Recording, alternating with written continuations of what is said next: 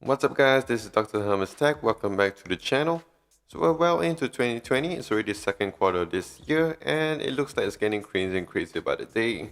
One thing that remains constant for sure is Trump giving out statements and smartphone companies coming out with their flagship models. We had Apple with their iPhone 11 series towards the end of 2019, and at the start of the year we had the Z Flip, the S10 and Note 10 Lite and the S20 series from Samsung. And it's becoming a trend here in 2020 where smartphone companies are coming out with super expensive phones. We had companies like Oppo with their Find X2 Pro, Xiaomi with their Mi 10 series, Sony and LG as well came out with their flagship phones. Huawei as usual with an amazing phone and amazing camera but without that Google software. And most recently we had OnePlus with the OnePlus 8 series and their expensive OnePlus 8 Pro. So it's getting pretty stacked here and competitive in the smartphone industry, but not so much when it comes to tablets. The word is pretty synonymous with Apple because they've been releasing a lot of good iPads for the past few years, even ranging from their iPad minis, their iPad Airs, their iPads, and their iPad Pros, which of course they released a new model in 2020. And sadly though, there are not many Android tablets out there. This year we had the MatePad Pro from Huawei, which I'm not sure is trying to rival or copy the iPad Pro. And then enter Samsung, which is probably Apple's biggest rival in every department. Samsung did actually release a flagship tablet back in 2019, and I'm not sure why they didn't receive more praise than they actually get. Of course, I'm talking about the Tab S6, which comes with great hardware and impressive software to match it. Now let's go through some of these components and features.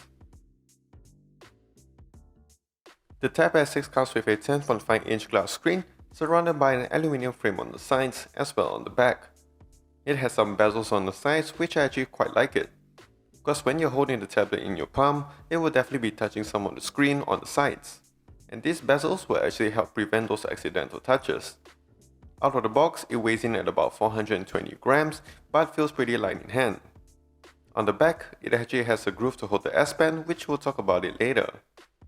There is a SIM card slot for your micro SD expansion. There is also a power and volume button on the top and a USB-C on the bottom. So after using this for about a month, I feel it's pretty durable and comfortable to use.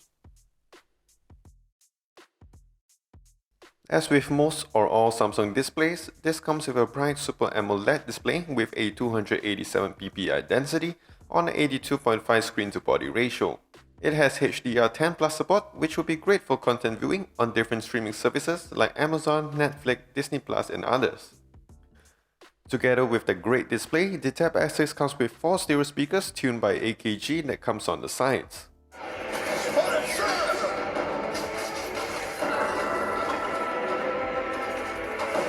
I would say that actually listening to music on Spotify and watching content here is really good.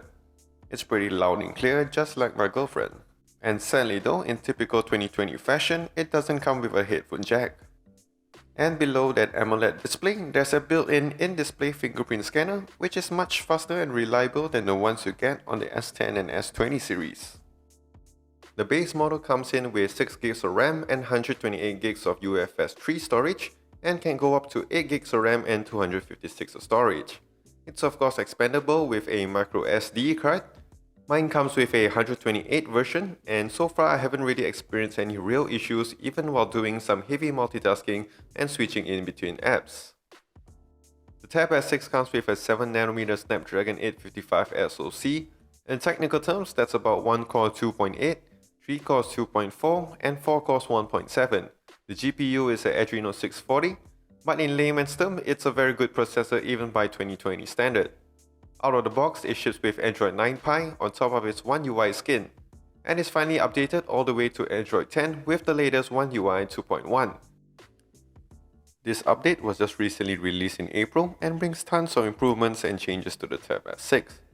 It feels smoother to navigate for sure, brings an improved dark mode to the phone, digital well-being options, and making those app icons a bit more rounded. There are also new navigation gestures where you can actually swipe from the sides to go back. Previously, you had to swipe from the bottom sides, and now it's more helpful in a huge tablet like this. When you swipe down to access the quick settings menu, it will actually appear on the side that you swipe, making it easier to reach.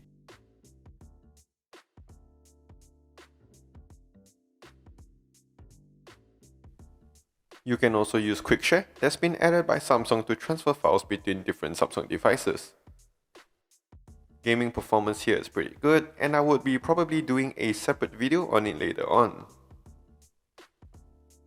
One of the best key features Samsung has done with the Tab S6 is the ability to go into the Dex mode right on your tablet. You don't need a USB-C to HDMI cable and can just activate it in the quick settings on top. It's very useful if you want a laptop or desktop-like experience to do your heavy tasks to increase your productivity. You can run desktop-like versions of your mobile apps, open multiple apps in Windows, view them at the same time, and resize these apps. There is a navigation bar on the bottom which allows you to open previous used apps, the home button and the back button.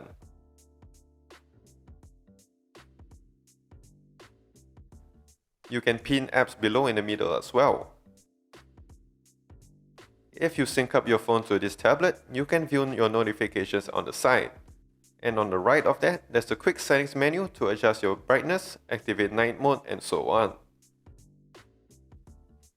There is an on-screen keyboard as well if you don't have the physical keyboard. Unfortunately though, Samsung Dex still has a long way to go to be a fully finished and polished software, as some of the apps do not support this mode. Due to the 10.5-inch screen, everything will seem a little cramped up after a while. But overall, I really love this feature on the Tab S6 as it gives a little bit more extra versatility to make it stand out. Now let's talk accessories. Going on to that physical keyboard, you can purchase Samsung's official keyboard for about $170, but you can find deals like what I did here where I bought it together with the Tab S6 for about $30 on their official website. It comes with a trackpad, and although it doesn't have too many features, it definitely does what a normal trackpad would do. The typing experience on the keyboard is actually pretty good as it has some nice travel to it, and the spaces between the keys are enough not to feel crampy or stretch. There are tons of shortcuts which you can access in the settings menu, and you can straight up switch to Dex mode on the keyboard with the menu and W combo. The keyboard snaps onto the Tab S6 using magnets and is pretty strong. It comes together with a separate back cover so you can actually detach the keyboard if you don't want to use it. The back cover sticks on via some strong adhesives, and I didn't want to deattach it as it may lose some of its adhesiveness. The back also acts as a stand if you want to put it on the table and can bend at quite an angle for your viewing. It also has a cover slot for the S Pen. Now let's talk about that S Pen. Samsung decided to ship the Tab S6 with an S Pen, unlike other brands where you have to pay hundreds for it. It's able to stick on the back and on the sides, but it only charges on the former. The magnet isn't that strong compared to the Apple Pencil, so if you're not careful with it, it will actually drop off on the tablet. It has a very plastic feel to it and feels pretty cheap in hand, but during writing sessions it actually feels pretty good. The tip has a nice texture to it where you can switch it out to improve the feel and experience. You can use it as well to navigate through the tablet and in the camera app. It has a nice quick settings feature for you to write down notes, and on the notes side, you can actually change the transparency on this to make it easier to write down notes while viewing content. It also has a smart selection feature where you can select an area on your screen to copy or translate the text. There are other features as well, but I didn't really quite use them as I find them quite gimmicky. The S Pen also is pretty light. Lastly over here, we're gonna check out the cameras on the Tab S6. It's last on the list as I wouldn't expect many people actually using the tablet's camera, but it does come with a 13MP f2.0 wide autofocus camera and a 5MP ultra wide f2.2 lens.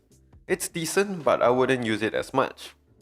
The front camera may be a bit more important for you when you're doing video calling, and comes with a 8MP f2.0 wide camera. The Tab S6 comes with a 7040mAh battery, and for my daily usage of Netflix, Facebook and YouTube, it definitely can last you more than a day. But if you're doing more heavy stuff, such as video editing and so on, it will drain the battery faster.